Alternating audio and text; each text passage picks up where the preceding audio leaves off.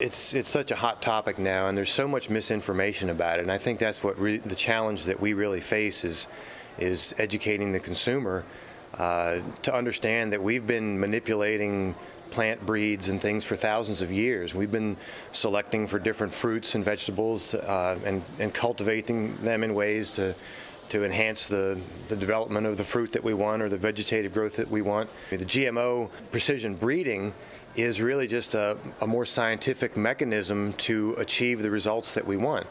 It's very much an extension of the plant breeding that we've been doing for thousands of years. I think GMOs are a very beneficial advancement in seed technology. Right now we have crops we have to put less insecticide on or no insecticide. Then we got the Roundup Ready soybeans, and that has allowed us to use the safest chemical there is out there. So here again, it's good for the environment, it's good for the farmer, and eventually be for the consumer. I compare it to electricity. We all use electricity every day, and if we use it wrong, it will kill us. If GMOs were used wrong, there could be some negative connotations to it.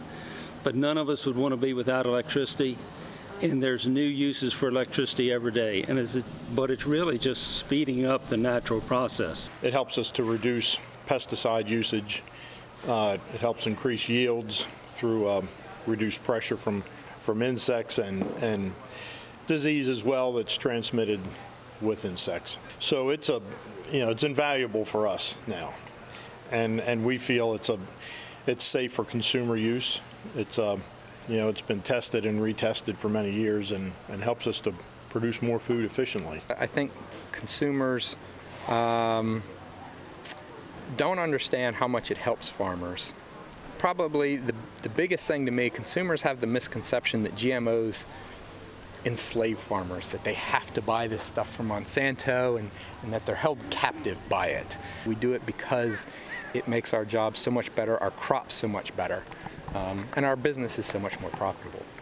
Balancing the health of the public with the ability to feed the world is very important. So certain technologies, we don't want to paint anything in life with a broad brush. So, if there are certain GMOs out there that have human health issues, then we need to talk about those as an individual product and not say all GMOs are bad or all GMOs are good. As the population of the world grows, we need to produce food, and GMOs can help us produce more food and healthier foods if done correctly. So my one statement is let's get away from painting GMOs with a broad brush and saying all GMOs are the same, and let's start looking at them as an individual unit. We use biotechnology, which I prefer to call it, opposed to GMOs, because it's probably more scientifically accurate. But the products that we use are benefiting us as farmers because they're more environmentally friendly. We're using less spray. We've been able to eliminate insecticide applications in our corn.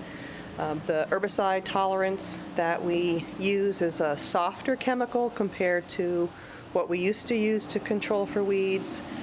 Also helps eliminate erosion because we're not doing as much tillage. So every time you do a pass over a field to till for weeds, you're exposing the soil to erosion. And obviously here in the Chesapeake Bay region, one of our biggest issues is pollution from sediment loss.